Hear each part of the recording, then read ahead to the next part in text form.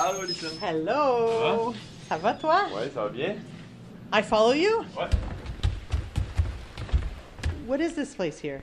It's the dining room. Tasting room. Tasting room, dining room. I see boxes, brown boxes, white boxes, shelves, transparent plastic bottles. I see a little wooden cask. Those Wow. are sample that we kept here for aging the product. So if there's anything that we want to try later on, we can open a bottle and even tasting it or sending it somewhere to be tested by a third party. Wow. Okay, so you just put glasses of wine Yeah. on the table. Exactly. You need to explain this to me because I'm not about to drink wine. No, it's not a wine. It's something that's crafted from tea. Like I went to China a couple of years ago, and I discovered how the tea world is so immense, like in China, and it brings me a lot of passion, like a lot of I don't know how to say that. I was there, and I drank tea in a tea house, and when they brew the tea, everything stopped all the time. It's like if nothing else exists around the cup. This cup was the most important thing to do at the time, and people just start to talk about that and just. There's a really big smile on your face. Yeah. Your eyes are sparkling right now as you're talking about that moment back in time. Is that the initial spark of this project? Yeah, exactly. So we started, and I bring a lot of tea here in Quebec, and I just made my passion. I just share my passion with the different people around me, and we start to do a lot of kombucha. And at first, the kombucha is like a fermented tea with have a lot of probiotic, a lot of organic acid inside, and it's very healthy. It have a sparkling, so it replaces soda very well. But it's very healthy, like it's less sugar inside and stuff like that. Mm-hmm. So we start there, but we go through somewhere. I will let Kim explain where we're gonna go. Hi, Kim. Where are we going? Yeah. We're going to take a pretty awesome trip. The love at first sight, it was for the tea, like for this terroir-driven beverage where altitude and climate will really have a big impact on the leaves. So I think it's I would say it's the evolution of kombucha, like our passion for tea, where it took us to really bring the depth forward, the flavors that are so much different. And that's why in every product we bring forward a tea that is very unique and very different, that have an amazing story behind it, an amazing producer. Like the tea leaves are hand selected, and they're like they're picked. They're harvested at particular time of the year, mm-hmm. And it's we don't consider our beverage as alternatives. Because they taste really different than wine. We wanted to create an experience that is similar, and to be able to enjoy a good old cup of wine, but it's not wine, and It's made from tea, and it's non-alcoholic, so there's like zero negative effect.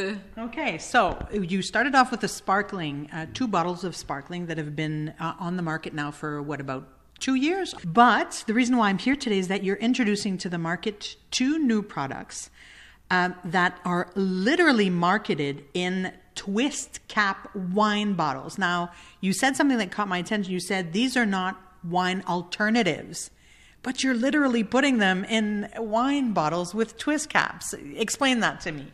Oh, that's a good question. I think like it's just the perfect bottle. Like we didn't want to put it in a can, not in a small bottle. It's just like, as I said, it's the same experience, and it's something that it's familiar, and just opening the twist cap, like the sound that it makes, the way the bottle is made, so that when you take it in your hand and you pour it in your glass, it's just so familiar. And this feels like a very serious moment. All I want to do is laugh. Now, you need to explain to me what we are looking at right now, because the color of what I'm seeing, and I don't want to insult anyone here, but it looks like apple juice.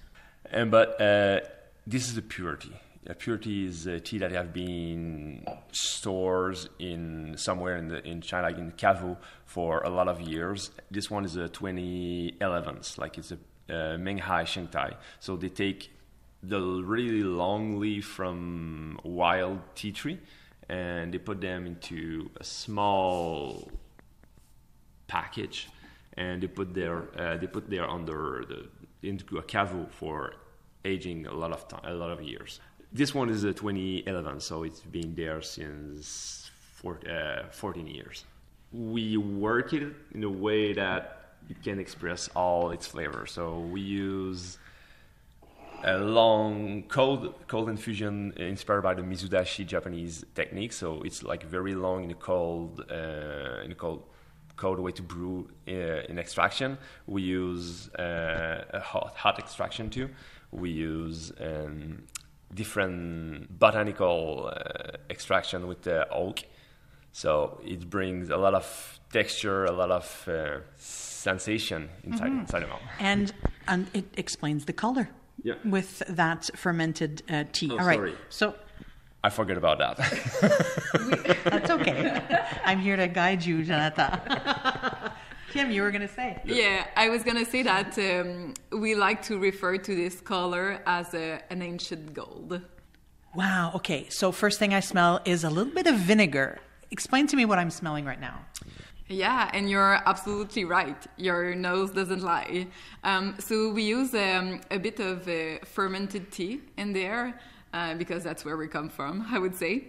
But we also use red wine vinegar for like that bit of aromatic and really for the texture also, because like for all the non-alcoholic product, we have to usually put a lot of sugar to have this texture and to not like have the beverage feel too watery.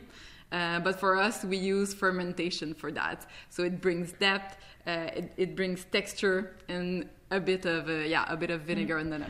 Already, this tells me that you've thought of this product in order of pairing it with something because of that pronounced smell right away. And I have to mention, though, that when I'm looking at something that looks like a bottle of wine and then I first smell it and it smells like vinegar, it usually is not a good thing. How are you going to work on making sure that people understand that that's a positive thing? Mm-hmm. I think the first thing to know is, like Kim said, we're not a wine alternative. So we are based on tea, and tea and wine don't taste the same thing. So and when you taste it, you're gonna find more rustic, bold sensation. You're gonna find musk, hearty, that cover the vinegar smells.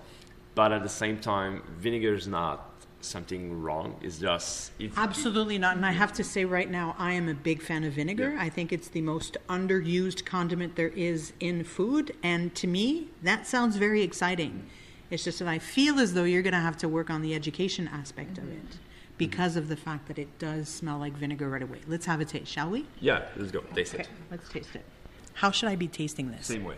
Same way? Yeah, same way. Same way as wine? You can sip it. So I can twirl it. I'm twirling in my cup.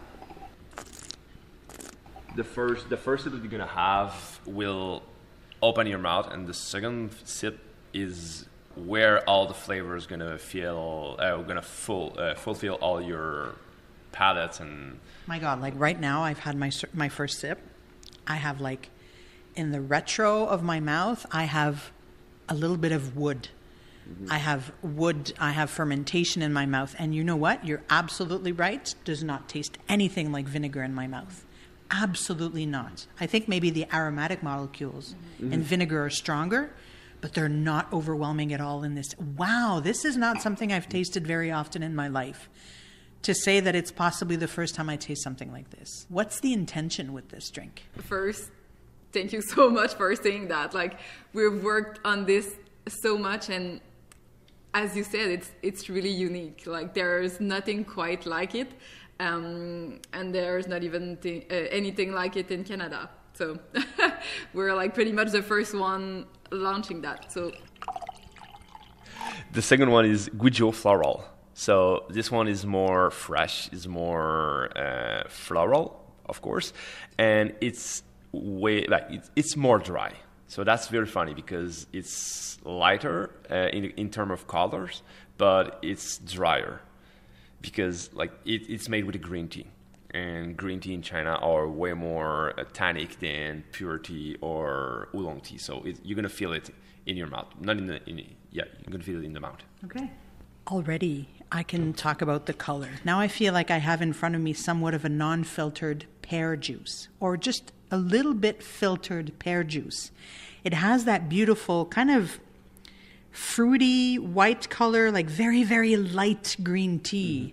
It's beautiful. That feels even more elegant than the first one.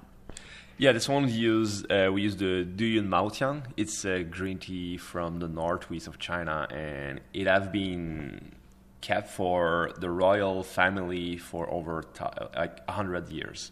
And in 2024, I think, or in 84, it has been named one of the 10 most high-end tea in China.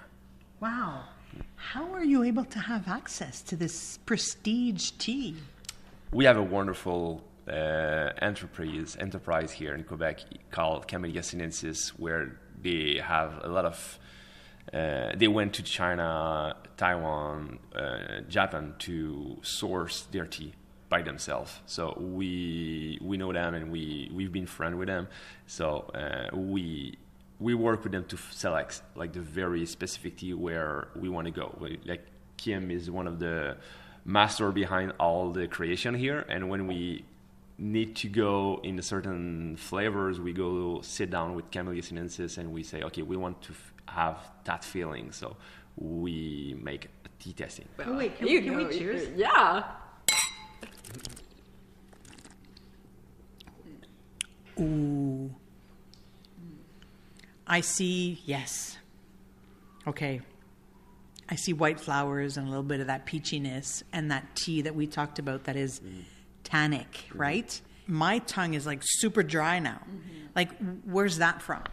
Oh, that's really from the green tea, because like I think the green tea it's the most astringency, and it's really what we feel in there, and it's a bit counterintuitive because like in wine.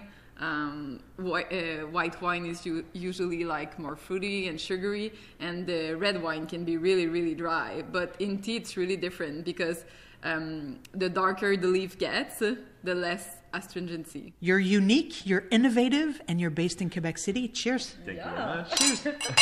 Longue vie. Allow.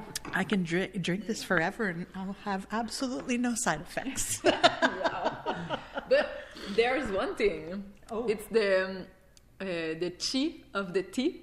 So that's something to think about. The chi of the tea. Oh yeah. The chi of the tea. That doesn't sound good. In China, there's energetic. They consider that everything have a certain energy. Like you have a chi, tea have chi, and the green tea is gonna cold yourself. But when you're drinking a hot green tea, it's counterintuitive that you're gonna cold yourself, but that's the chi. Like it's gonna refresh your chi. So what's the chi of this drink? You tell me.